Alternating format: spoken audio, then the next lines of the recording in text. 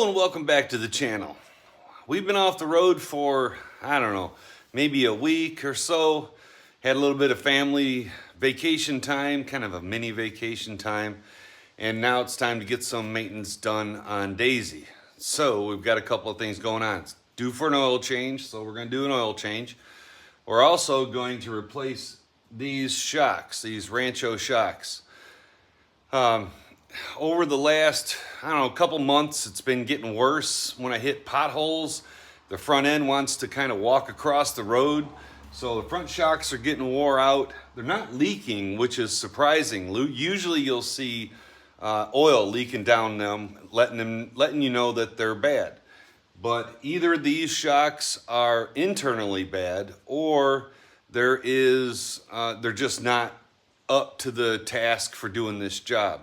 Now, I haven't really noticed it too much over the last few months since I've had this truck, but the last probably month at least, it's been progressively getting worse, especially through like Joliet and going east on 80. There's some really bad potholey areas where it bounces and wants to jump across. And that's a pretty good indicator that your shocks are wore out. I did do the bounce test in the front. It bounced more than I liked when I let go of it.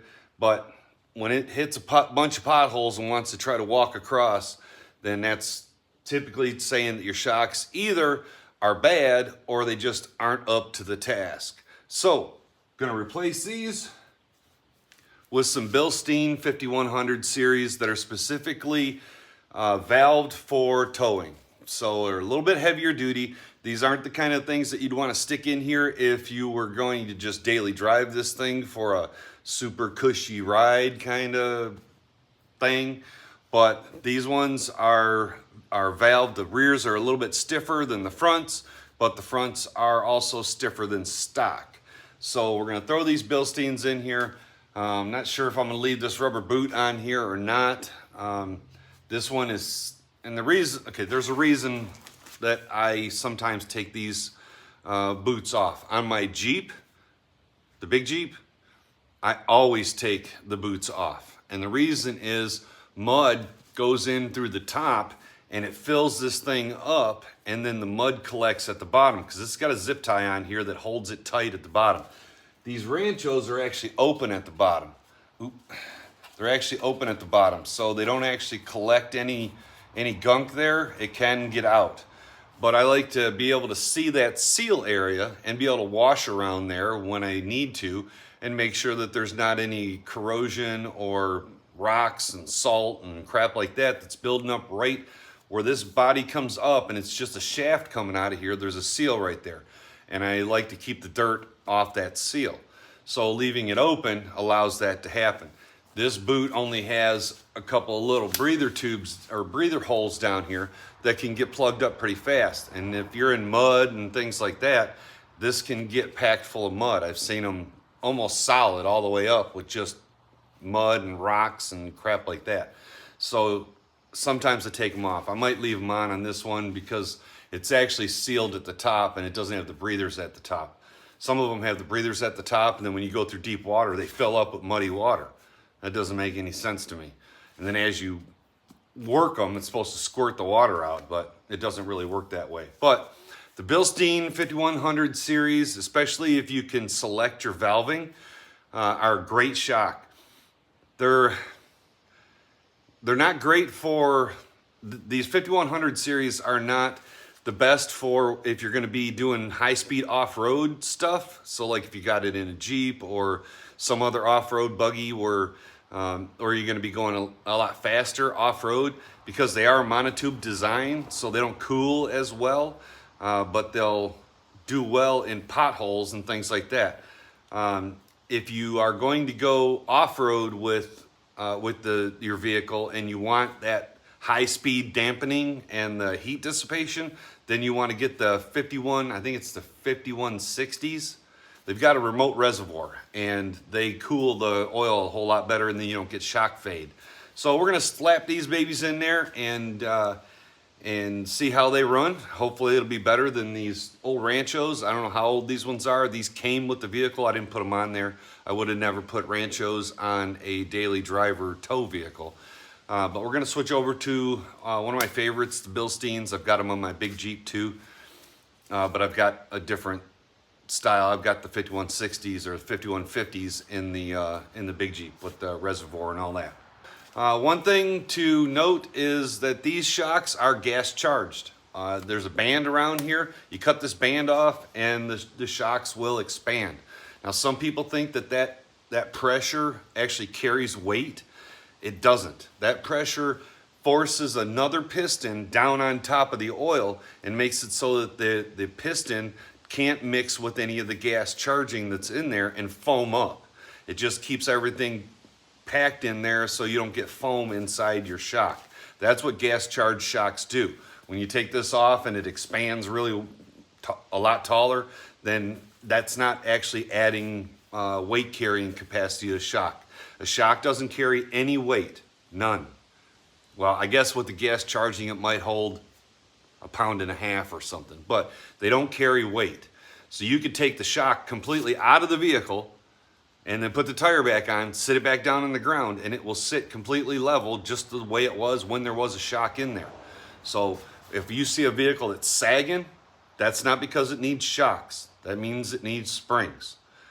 Shocks only control the bounce, the jounce and rebound of the tire when it goes over a bump. It controls the weight of the axle and the tire and all that from bouncing up and down all crazy. They also help with body roll in a corner. You get a little bit of body roll when you go around a corner. Sway bars help too, but shocks can help with that body roll. So we're gonna stick them in, see how it goes. Now while I was in here, over the last, I don't know, maybe a week, I've had a couple of times where I've pressed on the brakes and it's pulled to the right. Typically it's when I was unloaded, but you can, when you're coming to a stop sign and you're only going 3 or 4 miles an hour and you press on the brakes to finish that stop, it turns the steering wheel to the right. So I was concerned about having something going on with the brakes. So I'm doing a brake inspection at the same time while I'm here doing these shocks. And what I found was, get this light out of your eyes there. I found, and I don't know if you can really tell, okay? The pad on this side is actually thinner. The pad material here is actually thinner than the pad material on this side. Not by much, but it's there. And if you look at the actual pad material, the thickness, let's see if I can get it right to the camera. It is really close to the same thickness of the steel backing plate. That's when you replace it. When the pad gets the same thickness as the backing plate, it's time to replace them. This one has uneven wear. So this one's thicker, slightly, than this one. So I know that there's a problem there. And then you really won't be able to see it very well, but it's actually thicker on this side and thinner on this side. So what that tells me is that one of these have been sticking in there and it's been cocking sideways. So it's been applying just on one side or not releasing. So it's wearing out this bottom part of this pad. So I'm going to replace the pad since I'm in here and it's almost due anyway. So I might as well just replace the pads. I'm gonna take the rotor off. I'm gonna have the rotor machined. There's plenty of meat back on here. I put a micrometer on it already and measured it, but there's plenty of meat on here. So I'm gonna have them pull a few thousandths off of it, smooth it all back up. And then when I was checking my slides, and so I told you to check your slides all the time, my slide is bone dry. There is no grease on that at all. So that's probably the root cause of this problem, is the slides weren't sliding. When you pull that slide in and out, I don't know if you can hear that. It's not very smooth and it makes a lot of noise and it's totally dry, so it'll bind up and then the caliper can't slide back and forth the way it's supposed to. So we're gonna lube the slides, we're gonna clean and lube these, clean out the hole, and then machine the rotor, put some new pads on it, and then the brakes will be all brand new. So I got the shock out, and then when I fully extended it, I did see some evidence of oil leaking out of it. So there's obviously a problem there. It still is relatively stiff to expand. So, and that's when shocks work. They work on the expansion or the rebound, not the jounce. Jounce is when it compresses. A shock should be relatively easy to compress and a lot harder to pull apart. That's how shocks work. This one, I also noticed that when I compress it, and I could compress that pretty easy, the gas charge on this thing is barely moving. So there is not much gas charge on this as it tries to expand back up. So that tells me that since there's not a whole lot of gas charge in there, it looks like it stopped. No, it's not gonna go anymore. So that's it. The gas charging is out of it. So that tells me that the harder that I work this thing, the more foam I'm gonna get in there and more shock fade I'm going to feel. So it's time to replace them, because that should expand now out fully, but it's not expanding. So there's definitely been some stuff going on there. So let's put some new ones in. Another thought on shocks about the mount here. You're going to get a couple of big washers that come with the kit, and you're going to put one washer on there first, and then you're going to get two rubber isolators. And sometimes you'll get two that are shaped like this and they have about half of that sticking out. And then sometimes you'll get a setup that looks like this. This is a little bit different, and they're designed to kind of fit together through that hole. So this goes on first. So you put your washer this way with the cup facing up, then you put this on, then you stick it in so that a frame member is going right there, and then you're going to drop the next bushing on, and then you're going to put the upper washer on. So it's going to go through like that, and you're going to have a nut on the top, and your frame is going to be right through there. So that's how they have to go together. And then when you tighten it, you're going to squish it until the rubber gets about the same size or a little bit less than this washer. You don't want to squash it so that the rubber is way bigger than this washer, because it'll tear up the washer. And you don't want it to be super tiny, because then the shock won't be tight enough. It'll come loose and then it'll fall out. So you want to tighten it just till that rubber gets about the same size as that washer. And then that's it. This rubber boot will straighten out by itself. I decided to leave it in. And then you tighten it till the bushing is almost the size of that washer.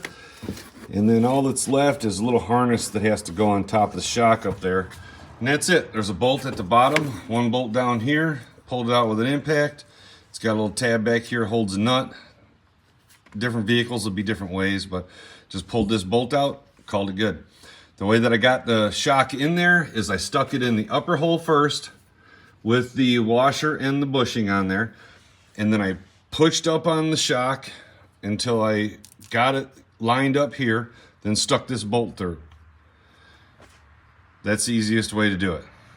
Even with that strap, I know some people are going to say, oh, put it in without the strap and then cut the strap and then it'll expand up into this hole. It was already too long to fit in there, even with the strap on there. So I had to cut the strap off and then do it that way. Okay, so I got the front shocks done, the rear shocks done, got an oil change done, changed my brake pads, machined my rotors. They only had to take 20 some thousandths off of the rotors to make them good, so that was good. They were nice and flat. We just took a little bit off each side just to rough them up, so that when the new pads seat into them, they bite in really good. There was one thing that I wanted to talk to you about: the rear shocks. The front shocks just go together normally. I'm not going to show you the whole process of putting shocks in and all that. If you want to see that process, then you can go back to one of my other videos. I don't know if I'll put it over here or over here, wherever I can put a thing. And it talks more about shocks. But on the back, most of them are just set up with an eye on the bottom and an eye on the top. It's just two bolts, take it out, no problem. On this particular vehicle, it's actually the bolt stays up in the top. It's just a stud that sticks out and goes through this hole. And this bushing, there's no steel sleeve. It's just a big round thing that it slides over. So when you're putting that together, what you want to do is you want to take a little bit of lithium grease and hit that mount and then slide this thing on. It'll keep it from squeaking when it's moving around, but it'll also allow it to slide on a lot easier. The bottom just has a steel sleeve in there, and it's just a bolt and a nut that goes through and holds it in there. Shocks are, they do have an up and a down. You got to make sure you mount them in there correctly. You can't reverse them and put them upside down. They won't work. Now, there are very few off-road specific shocks that can be mounted in either direction, but most shocks want to be one side up, one side down. And a lot of it has to do with the design of this top shield here too. This Rancho one has this shield. If you mounted it in or upside down, then it would fill full of water and it would ruin everything. So you don't want to do that. So you want to put it in right side up so that all the oil does all of its right stuff. Now, I guess you can say this was leaking a little bit. It doesn't seem to be too bad. Well, the gas charging on this one is also almost completely out of it. It is moving up, but really slow. So the gas charging is blown out of this one too. Although it hasn't leaked all the oil out and it was still kind of working in the back, it's not the greatest. You'll get shock fade pretty quickly with this when you're hauling a camper. So these ones go in the trash or in the recycle pile for metal recycling. And then we'll be back on the road. So now I'm packing up and getting the truck all back together. Got to get my sheets and pillowcases and all that stuff all back into the truck so I can get back on the road and make a few more dollars. Going to be on the road for only about a week and a half maybe.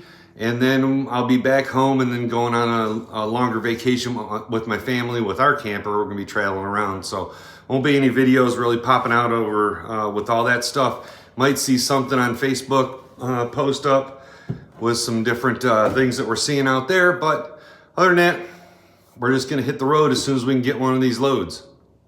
So we'll check in with you, I don't know, next time that we're out and about.